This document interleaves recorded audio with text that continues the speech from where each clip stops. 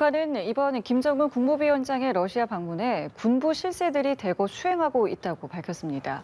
북한과 러시아 모두 정상회담 개최를 공식화한 가운데 장소와 날짜, 논의 주제 등에 대해서는 여전히 불명확한 상황입니다. 한편 러시아는 한국에게 우크라이나에 무기를 공급하면 러시아와의 관계가 무너질 수 있다는 경고를 하기도 했습니다. 북러 밀착으로 우크라이나 사태는 더욱 장기화할 전망인데요. 이런 국제 정세들 김재천 서강대 국제대학원 교수와 함께 이야기 나눠보겠습니다. 교수님 어서 오십시오. 네, 안녕하세요. 네, 안녕하십니까. 지금 김정은 위원장 러시아로 이동하고 있다는 소식이 전해지고 있고 네. 일단 북한과 러시아가 어제 북러 정상회담을 한다고 공식적으로 발표를 했습니다. 물론 맞습니다. 우리는 그 전부터 미국의 보도 등을 통해서 네. 알고는 있었는데 이 부분을 공식 발표한 건 좀 늦어졌어요. 네. 북러 입장에서는 좀 갖고 있다가 네. 확 터트려서 그 효과를 좀 극대화하려고 했었을 수 있을 것 같은데 김이 좀 빠졌을 수도 있을 것 같습니다. 어떨까요? 근데 김이 좀 빠졌을 것 예. 같습니다. 북한과 러시아 입장에서는 뭔가 극적인 장면을 연출하고 싶었을 텐데 이 잔치집에 미국이 초를 제대로 쳤어요. 네. 이 북러 정상회담의 장소와 일정에 관한 굉장히 구체적인 정보를 확보해서요. 예. 이것을 뉴욕타임즈에 흘렸습니다. 딱 일주일 만이죠.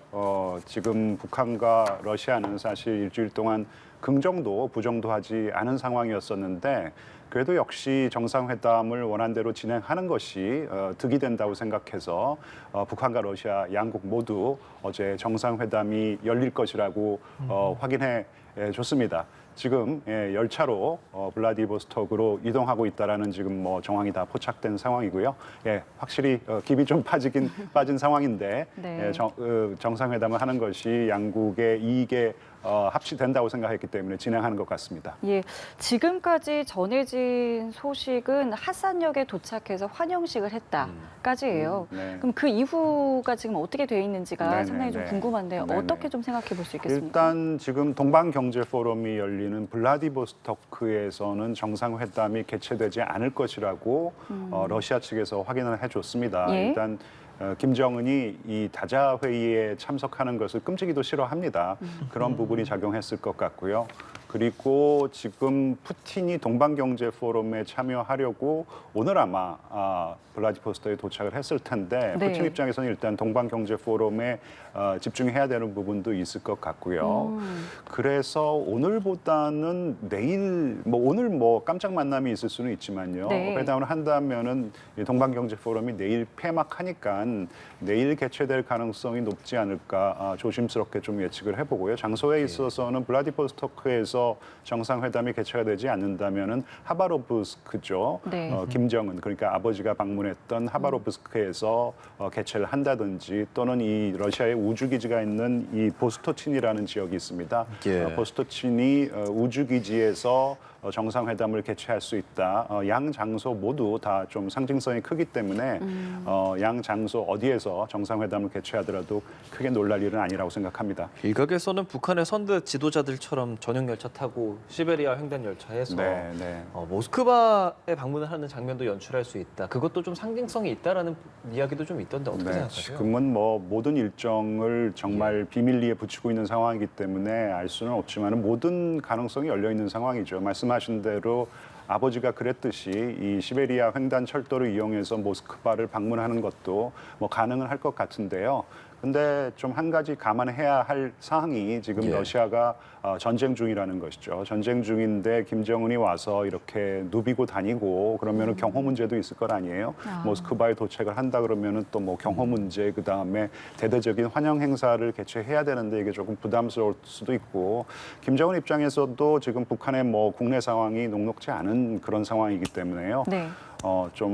국내에 조금 빨리 돌아와야 되는 어떤 그런 시급성도 있을 것 같아요. 제가 만약에 푸틴이랑 김정은이라면 일단 러시아의 이 극동 지역에 결집을 했기 때문에 네. 여기서 빨리 정상회담을 하고 그냥 빨리 모스크바나 평양으로 돌아가고 싶을 것 같습니다.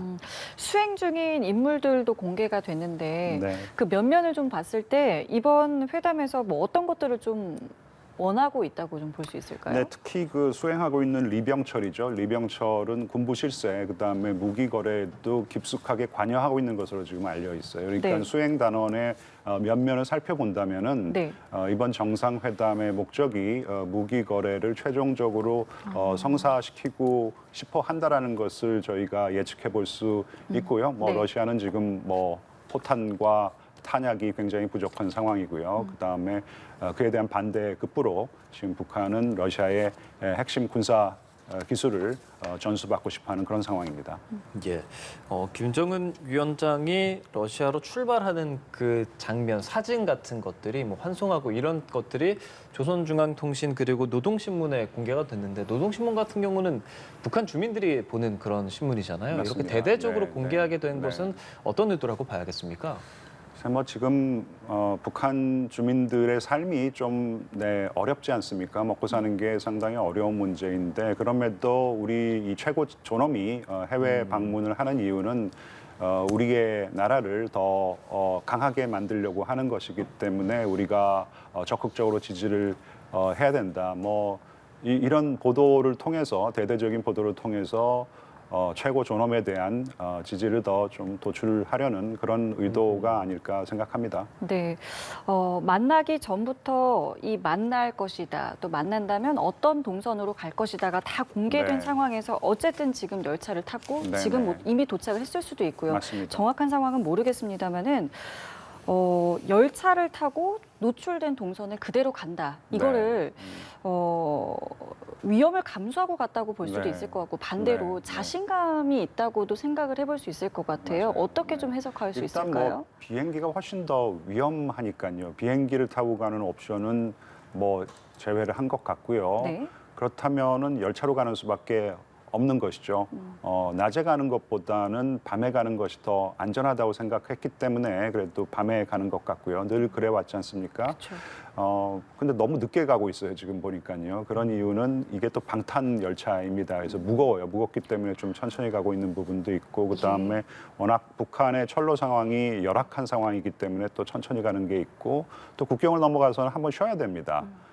북한 이 열차의 바퀴가 러시아의 철도에 맞지는 않기 때문에 러시아 철도에 맞는 바퀴로 또 갈아 끼워야 하고 뭐 이제 굉장히 그런 복잡한 절차가 있어요. 그래서 이렇게 시간이 오래 걸리는 것인데 이게 아마 지금 이 동선은 지금 한국과 미국의 정보 당국이 실시간으로 지금 포착하고 있을 것이라고 생각하는데요. 네.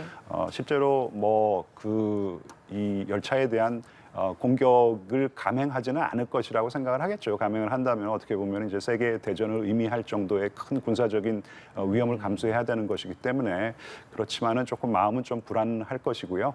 예, 자신감의 어떤 발로라기보다는 다른 방법이 없으니까 그렇게 예. 원한 대로 진행한 게 아닌가 생각합니다. 예, 계속 보여드리고 있는 바로 이 녹색 열차가 태양고고요. 지금 시속 60km의 느린 속도로 이동을 하고 있는데 하산역까지 도착했다는 건 전해지고 있고 블라디보스토크에 도착을 하면 그 내용도 저희가 바로 전해드리도록 하겠습니다. 일단 이렇게 만나게 되는 것, 크렘린궁에서는 사실을 공개하면서 뭐 만찬도 할 거다 이런 얘기까지도 했는데 미국이나 등등 좀 비판적인 시각을 갖고 있지 않습니까? 네. 과연 푸틴 대통령은 이 북한과의 만남을 어떻게 연출을 하려고 할까요? 일단 뭐 최대한 화려한 행사를 개최하려고 하지 않겠습니까? 그 뭐 무기 거래를 위한 만남이라는 것은 만천하가 다 알고 있지만 전통적인 유대 관계를 강화하기 위한 그런 만남이다. 우호 협력을 위한 만남이라고 포장해서 푸틴이나 김정은은 이번 정상회담을 선전할 것이고요. 미국 좀 말이 거칠어졌죠. 네. 예, 미국 국무부의 입장은 이제 무기 거래를 위한 정상회담이 성사가 되는 것은 뭐 지금 당연하니까 이런 상황에서 조금 거친 말이 나온 것 같습니다. 지금 북한과 같은 뭐 불량 국가에게 러시아는 푸틴은 손을 내밀 수밖에 없는 뭐 그런 상황이다. 근데 이제 예. 또 백악관에서 나오는 말은 약간 조금 톤 다운이 된 것 같아요. 백악관 같은 경우에는 우리는 지켜보겠다. 그러지 않기를 바란다. 뭐 이제 이런 반응이 나오고 있는 상황입니다. 예. 어떻게 만날 것인지 또 몇 번을 만날 것인지 이런 부분도 굉장히 중요하겠고 또 만나서 어떤 이야기를 할 것인지 그리고 그것은 공개가 될 것인지 네, 네, 공개가 네. 된다면 어떤 식으로 할 것인지 네. 참 궁금하거든요. 네, 뭐 무기 거래를 뭐 우리가 이번 만남에서 성사시켰다 이렇게 공개적으로 발표할 것 같지는 않고요. 예, 하지만 이 무기 거래가 거의 성사가 됐다라는 것은 다 알고 있어요. 지난번 북한의 열병식, 그러니까 전승절을 기념하는 열병식에 러시아의 국방장관 쇼이구가 왔습니다. 그 당시에 북한과 러시아 사이에 상당히 깊숙한 논의가 오갔고요. 무기 네. 거래에 관한 깊숙한 논의가 오갔고 러시아가 귀국한 후에 러시아의 또 대표단이 또 방북을 했다고 합니다. 이 당시에 굉장히 구체적인 거래가 거의 다 성사가 됐는데 네. 몇 가지 사안에 대한 이견이 있을 수 있고 그다음에 최종적인 결정은 역시 양국의 최고 지도자들이 만나서 하는 것이 좋겠다. 뭐 MOU 사인하고 그러는 예. 거. 물론 공개리에 진행하지는 않겠지만 예. 그러는 것이 좋겠다라고 생각했기 때문에 정상회담이 진행이 되는 것인데요.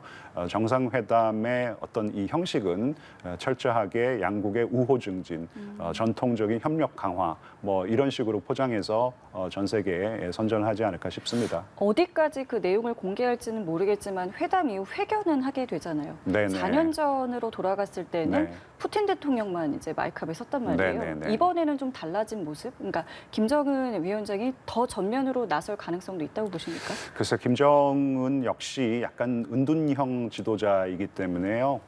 그러니까 우리 저 한미 정상회담하고 난 다음에 네. 프레스 앞에 서서 예. 기자회견을 하는 모습은 저는 조금 상상하기가 어렵습니다. 그래서 그런 기자회견 자체를 하지 않을 가능성도 저는 있다고 생각하는데요. 네. 어쨌든 어떤 형식의 발표가 나올지는 잘 모르겠지만 네. 무기 거래를 우리가 뭐 이번 정상회담을 통해서 성사시켰다. 이런 내용은 철저히 뭐 비밀로 붙이겠죠. 네. 예, 그런 무기 거래 내용들이 직접적으로 안 나오더라도 확인이 된다면 미국에서는 새로운 제재를 부과할 수도 있다라고 이야기했습니다. 지금 근데 사실 상임이사국 러시아 맞습니다. 뭐 반대도 네. 있고 그렇기 때문에 그런 부분에서 추가 제재 어렵지 않을까 이런 목소리도 나오는데 교수님께서 어떻게 생각하십니까? 유엔 안보리 차원의 추가 제재는 불가능하죠. 왜냐하면 유엔 안보리 상임 이사국인 러시아가 개입된 무기 거래 아닙니까? 반대를 할 것이고 중국 또한 추가 유엔 제재는 반대를 할 것이 분명해 보입니다. 그렇다면은 사실 뾰족한 방법은 없죠. 하지만 유엔 안보리 차원에서 다시 한번 제재를 우리가 부과하자라는 논의를 다시 한번 촉발시킬 필요는 있다고 생각합니다. 일종의 뭐 외교전이죠. 그러면서 북한과 러시아의 이 무기 거래의 불법성을 다시 한번 국제사회에서 환기시키고 그렇다면 러시아와 뭐 북한과 러시아는 더 부담을 느낄 수 있을 것이고 그 다음에 지금 뭐 마음 맞는 국가라 그러지 않습니까? 유사 입장국, 뭐 한미일, 예. 그 다음에 이 유럽의 국가들이 또 협력을 하는 방안도 있을 것이라고 생각합니다. 어제 박진 외교부 장관이 저희 연합뉴스 TV 나와서 아, 그래요? 만약에 네. 이 불법 무기 거래가 확인이 되면 우리나라가 할 수 있는 대응 방안을 검토하겠다라고 네, 네, 네. 했는데 어떤 것들이 검토가 될 수 있는 겁니까? 뭐 우리나라도 지금 뭐 독자 제재를 부과하고 있기 때문에 더 강력한 강력한 독자 제재를 부과할 수 있을 것이고요. 저는 이 마음이 맞는 국가, 유사 입장국, 말씀드린 한국, 미국, 일본 그리고 유럽 국가들, 유럽의 나토 동맹 국가들과 협업하는 것이 굉장히 중요하다고 생각합니다. 이들 국가들 대부분 지금 독자 제재를 그쵸. 러시아와 북한 아니더라도 예. 러시아에게 부과하고 있는 상황인데 이게 다 지금 각각의 개별적인 독자 제재인데 이런 독자 제재를 다 연계시킬 필요가 있다는 것이죠. 연계시켜서 더 예. 강력하게 하고 그다음에 이들 국가들 사이에 새로운 제재를 부과시킬 수도 있다고 생각합니다. 그러니까 지금 뭐 물리적으로 이들 국가의 무기 거래를 차단한다라는 것은 사실 불가능한 상황 아닙니까?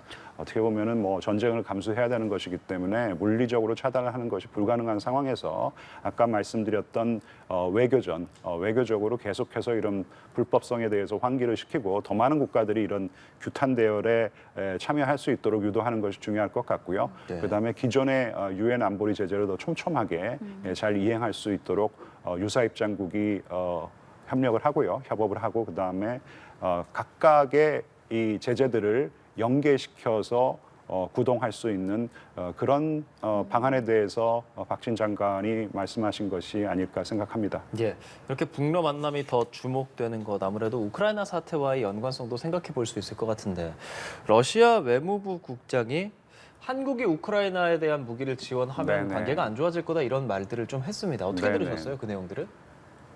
저는요, 기본적으로 한국이 우크라이나를 지원하지 않았었더라도 한국이 이 우크라이나 전쟁에서 우크라이나 편에 서지 않았었더라도 러시아는 북한에게 손을 벌렸을 것이에요. 그만큼 지금 전쟁의 상황이 러시아에게 유리하게 진행되고 있지 않고 있고 그리고 지금 소모전으로 치닫고 있는 이런 전쟁 양상을 감안한다면 탄약과 포탄이 매우 절실히 필요했던 상황이기 때문에 예. 한국이 우크라이나를 지원하지 않았더라도 한국이 우크라이나 편에 서지 않았더라도 러시아가 푸틴이 김정은에게 손을 벌렸을 것은 저는 확신합니다. 예. 그러니까 지금 러시아가 한국이 우크라이나를 지원했기 때문에 우리가 이런 식으로 북한을 지원하는 거야, 무기 거래를 하는 거야 이런 식으로 만약에 얘기를 한다면은 그것은 정말 구차한 변명에 불과하고요. 그래서 그만큼 지금 러시아와 북한, 푸틴과 김정은의 그냥 이익이 맞아떨어지는 상황이라고 보시면 될 것 같습니다. 말씀하신 그 이익을 이번 만남을 통해서 서로 주고받게 되면 자연스럽게 이제 떠올릴 수밖에 없는 것이 전쟁은 길어질 것이고 네. 이제 북한의 핵 위협은 높아질 것이다. 맞습니다. 네. 이게 한반도 정세 또 국제사회에는 어느 정도까지 영향을 또 파장을 가지고 올 거라고 생각하세요? 맞습니다. 이 무기 거래가 이루어진다면은 이제 러시아는 탄약과 그렇죠. 포탄을 확보하는 것이기 때문에 우크라이나가 전쟁에서 승기를 잡기는 더 어려워질 것이고 그렇다면은 전쟁은 장기전의 양상으로 치달을 것이고요. 그리고 북한이 만약 아직 잘 모르겠지만 만약 러시아로부터 핵심 군사 기술을 이전받는다면은 네. 그래서 위성 기술이라든지 그다음에 탄도 미사일 기술 그리고 또 우려가 되는 것은 이 핵 추진 잠수함 기술을 이전받을 수 있는 가능성까지 지금 제기가 되고 있는 상황이 그렇죠. 아닙니까? 예. 그렇다면 동북아에서 안보 상황은 더 긴박해지는 것이고 북한의 핵 미사일 위협은 더 증강이 되는 것이기 때문에 굉장히 위중한 상황이 되는 것이기 때문에요. 예. 이게 저희가 좀 이런 생각을 좀 하는 것이 중요하다고 생각합니다. 우크라이나의 전쟁과 한반도의 안보 상황은 밀접하게 연결되어 있다. 이게 다른 일이 아니라는 것을 국민들이 조금 더 알아야 될 것이라고 생각합니다. 그리고 이런 교수님과의 논의에서 우리가 또 얘기해봐야 되는 것이 바로 중국이지 않겠습니까? 네. 그러니까 북한과 러시아가 만난다는 것에 대해서도 공식 입장 없고 네. 북중로 연합훈련 이런 가능성 나오는 것에 대해서도 언급을 않고 있는데 네. 중국의 속내는 무엇일까요? 그 속내는 조금 복잡하지 않을까 생각합니다. 북한과 러시아, 중국, 북중러가 연대를 강화해야 된다. 그런 연대를 통해서 자유주의 국가들과 대결해야 된다라는 것은 공감을 하고 있는 상황이지만 그렇다고 러시아와의 군사 협력, 러시아에 대한 군사 지원이라든지 마찬가지로 북한에 대한 군사 지원에 대해서는 상당히 부담스럽게 생각하는 정황이 포착되고 있습니다. 중국도 역시 아까 말씀드린 대로 자유주의 연대와 싸움을 해야 된다고 생각하지만 그 싸움을 링 안에서 해야 된다고 생각을 갖다 하는 것이죠. 중국은 국제적인 위상을 여전히 생각하고 있습니다. 그래서 링 안에서 규칙을 가지고 싸우자 예. 이런 태도라면은 북한과 러시아는 제가 이 자리에서 몇 번 말씀을 드린 것 같은데 링 바깥으로 나가버린 상황이고요. 그다음에 어떻게 보면 링을 불태우려는 어떤 그런 모습을 보이고 있기 때문에 중국으로서는 이들 국가와 함께 해야 되지만 이들과 어떤 군사적인 협력을 강화하는 모습은 조금 자제하고 있는 것이 아닌가 그렇게 판단됩니다. 예, 알겠습니다. 오늘 말씀 여기까지 네. 함께하겠습니다. 지금까지 김재천 서강대 국제대학원 교수와 함께했습니다. 고맙습니다. 네, 감사합니다.